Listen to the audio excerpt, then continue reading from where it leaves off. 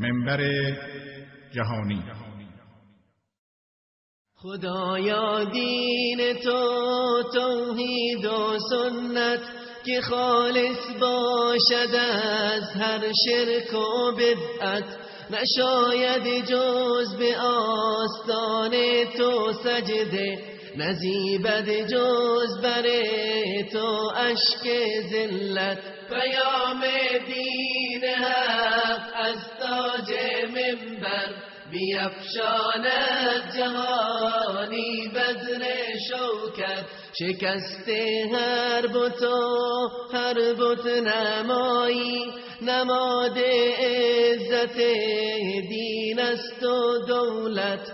پیام دین حق از تاج منبر بیفشاند جهانی بدر شوکت. بسم الله الرحمن الرحیم. الحمد لله رب العالمین والصلاة والسلام على سید الانبیاء والمرسلین و علی آله و صحبه اجمعین. بینندگان عزیز و گرامی، السلام علیکم و رحمت الله و برکاته. امیدوار هستیم در هر گوشه این گیتی پهناور که هستید در پناه حفظ الله متعال باشید. در برنامه امروز می‌خواهیم درباره مطلب مهمی صحبت بکنیم، مطلبی که هر انسان مؤمن و هر انسان مسلمان به آن اهمیت ویژه‌ای قائل است. آری، می‌خواهیم درباره احسان و نیکی به پدر و مادر صحبت بکنیم. پدر و مادر، آری، این دو گلی که الله سبحانه و تعالی از بین این همه نعمت‌های فراوان که در کائنات موجود است برای ما و شما برگزیده است. دو نعمتی که هر که به آنها نیکی بکند مستحق بهشت می شود. دو نعمتی که باید قدر آن را دانست.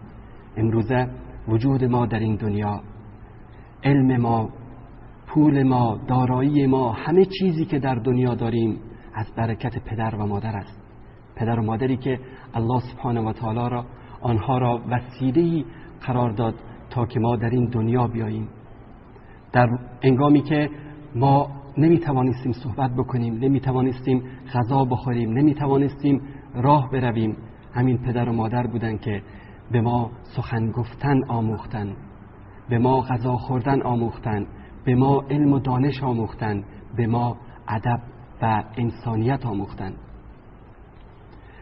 نیکی به پدر و مادر و احسان به والدین یکی از امور بسیار مهم و خیلی دارای جایگاه بزرگی در دین مبین اسلام و در قرآن کریم و در سنت رسول اکرم صلی الله علیه و آله و سلم است. حتی میتوان گفت که از بین همه مسائل اخلاقی و عبادی که در قرآن کریم ذکر شده است، مسئله احترام به پدر و مادر، نیکی به پدر و مادر جایگاه ویژه‌ای دارد. چرا؟ می‌بینیم که در آیات متعدد الله سبحانه و تعالی بعد از ذکر پرستش خودش، ذکر یگانه پرستی الله سبحانه و تعالی، مسئله مهم دیگری را متصل بعد از آن ذکر می‌کند و آن مسئله احسان و نیکی به پدر و مادر است. در آیه 23 سوره اسراء الله سبحانه و تعالی می‌فرماید و قضى ربك الا تعبدوا الا اياه وبالوالدين احسانا. الله سبحانه و تعالی مقرر کرد که فقط او را بپرستید و غیر از او کسی را نپرستید و به پدر و مادر خود نیکی کنید. ببینید که پرستش الله سبحانه و تعالی در جایگاه رفیعی قرار دارد برای هر انسان مؤمن و مسلمان. یعنی در درجه اول ما اگر میخواییم مسلمان باشیم، اگر میخواییم مؤمن باشیم و اگر میخواییم که وارد بهشت شویم، باید الله سبحانه و تعالی را به یگانگی بپرستیم و با او شریکی قرار ندهیم. متصل بعد از ذکر عبادت الله سبحانه و تعالی و پرستش او تعالی احسان و نیکی به پدر و مادر را ذکر می کند. پس این مسئله نشان می دهد که احسان و نیکی به پدر و مادر بعد از عبادت الله سبحانه و تعالی دارای جایگاه ویژه‌ای می باشد. در سوره نساء آیه 36 نیز الله سبحانه و تعالی می فرماید واعبدوا الله ولا تشركوا به شیئا وبالوالدین احسانا. الله سبحانه و تعالی را بپرستید و کسی را با او شریک قرار ندهید و به پدر و مادر خود نیکی بکنید. در اینجا نفرمود که شما الله سبحانه و تعالی را بپرستید و به او شریک نیارید و مثلا بروید طلب علم بکنید و بروید کارها و محاسن دیگری که در دین وجود دارد انجام بدهید، بلکه میگوید که به پدر و مادر خود احسان کنید. پس احسان و نیکی به پدر و مادر از جایگاه ویژه‌ای در دین مقدس اسلام برخوردار است. برادران و خواهران عزیز و گرامی، از خوشبختی انسان‌ها این است که پدر و مادرشان در کنار آنها باشند. امروز اگر که شما با پدر و مادرتان زندگی می‌کنید، قدر این نعمت الهی را بدانید، قدر آنها را بدانید که امروز زنده هستند و در کنار شما هستند و الله سبحانه و تعالی برای شما فرصتی قرار داده است که با آنها خدمت بکنید. می‌دانید که نیکی به پدر و مادر، خدمت به پدر و مادر جزا و پاداشی غیر از بهشت ندارد. هر کی به پدر و مادر خود نیکی کند و با آنها احسان بکند جایگاه او بهشت است. پس اگر با پدر و مادر خود زندگی میکنید و آنها در کنار شما هستند، قدر این دو نعمت الهی را بدانید. از عبدالله ابن عمر رضی الله تعالی عنهما روایت است که مردی نزد رسول الله صلی الله علیه و آله و سلم آمد و گفت با تو بر هجرت و جهاد بیعت میکنم. کسی آمد پیش پیامبر صلی الله علیه و سلم میخواد درباره دو عبادت بزرگ، هجرت در راه الله سبحانه و تعالی و جهاد با کفار و مشرکین، با پیامبر صلی الله علیه و آله و سلم بیعت بکند. شما چه فکر میکنید که رسول اکرم صلی الله علیه و آله و سلم درباره این انسانی که میخواد دو عبادت بزرگ و پرمشقت را انجام بدهد چی میگویند؟ رسول الله صلی الله علیه و آله و سلم به او فرمودند که آیا پدر و مادرت در قید حیات هستند؟ فدای پیامبر رحمت، فدای پیامبر انسانیت که در آن موقع حساسی که به یک نفر مجاهد در جهاد فی سبیل الله احتیاج دارند، اما احسان به پدر و مادر، نیکی به پدر و مادر را فراموش نمی کنند. میگویند آیا پدر و مادر تو در قید حیات هستند؟ طرف که آمده بود این سوال را بکند از پیامبر صلی الله علیه و سلم و بیعت بکند با ایشان، گفت که بله ایشان زنده هستند و با من زندگی میکنند.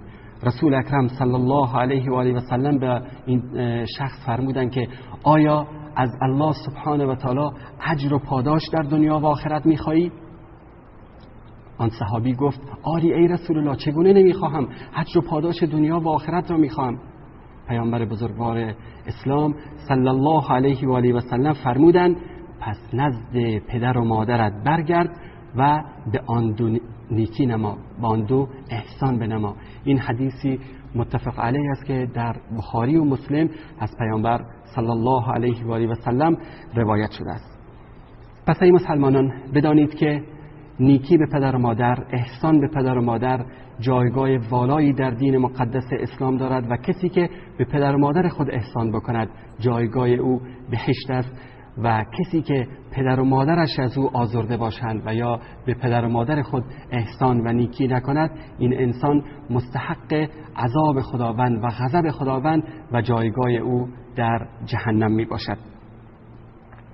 و همچنین باید گفت که نیکی نکردن به پدر و مادر و اذیت کردن پدر و مادر از جمله گناهان بزرگ و کبیره است که باعث خشم الله سبحانه و تعالی می‌گردد. زیرا در حدیثی که ابوبکر صدیق رضی الله تعالی عنه روایت می‌کنند که پیامبر صلی الله علیه و آله و سلم فرمودند آیا شما را به بزرگترین گناهان کبیره آگاه نسازم؟ یعنی بزرگترین گناه کبیره‌ای که در اسلام هست آن را برای شما بیان نکنم؟ حضرت ابوبکر رضی الله تعالی عنه فرمودند که گفتیم آری ای رسول الله، می‌خواهیم بدانیم که بزرگترین گناهان کبیره چی است؟ فرمودند شرک آوردن به الله سبحانه و تعالی و نافرمانی کردن و بدی کردن نسبت به پدر و مادر. ببینید که این مسئله دارای اهمیت و جایگاه ویژه‌ای است که در کنار شرک به الله سبحانه و تعالی قرار می‌گیرد کسی که به پدر و مادر خود نیکی نکند و آنها را اذیت کند. همچنین از پیامبر صلی الله علیه و آله و سلم روایت است که فرمودند امانا الله سبحانه و تعالی نافرمانی و بدی نسبت به مادران را منع کرده است.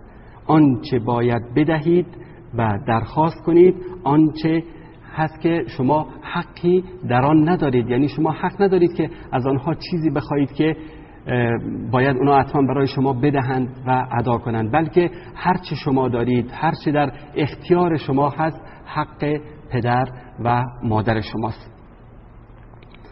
و همچنین از ابو هریره رضی الله تعالی عنه روایت است که پیامبر صلی الله علیه و آله و سلم فرمودند خار و بدبخت شد، خار و بدبخت شد، خار و بدبخت شد آن که پدر و مادر را یا یکی از آن دو را در انگام پیری درک نمود و به واسطه نیکی به آنها وارد بهشت نگردید. این حدیث را امام مسلم در صحیح خود روایت کرده است.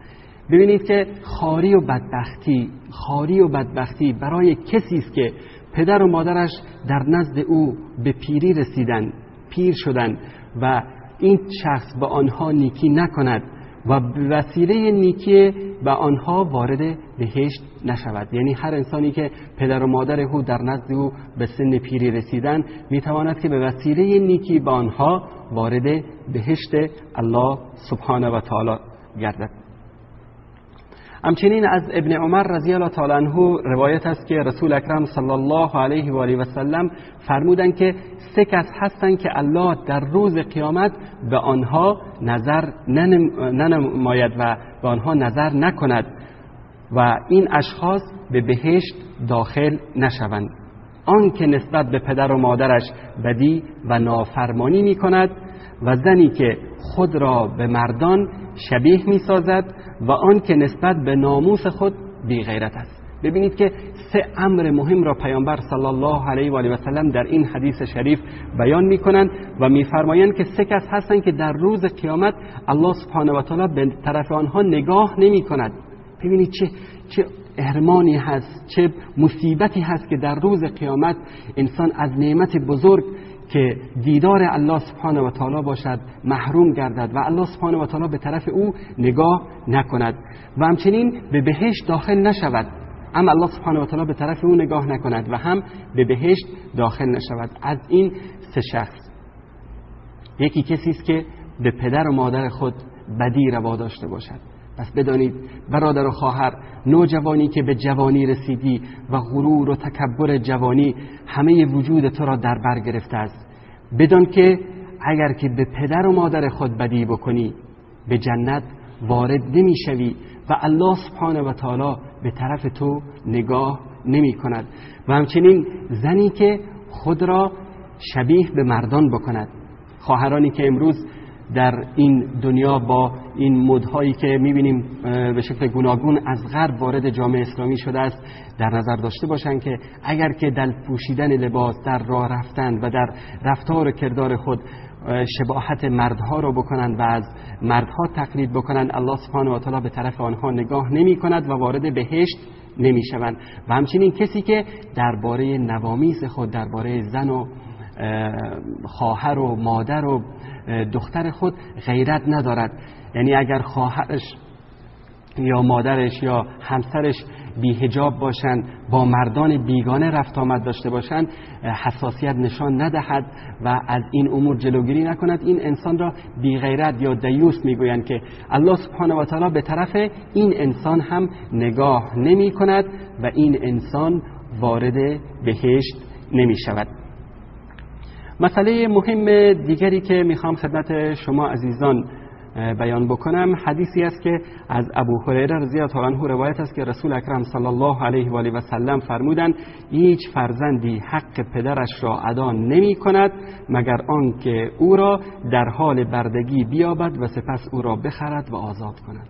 سبحان الله. ببینید شما اگر که همه خوبی های دنیا را از اروپا و آمریکا گرفته تا آسیا و آفریقا همه دنیا را جمع بکنید و تقدیم پدرتان بکنید، شما نتوانستید حق او را ادا بکنید الا که او را برده ببینید که در بازار برده فروشان او را می فروشند و شما او را بخرید و آزاد بکنید. ببینید عظمت و بزرگی حق پدر و مادر نسبت به انسان.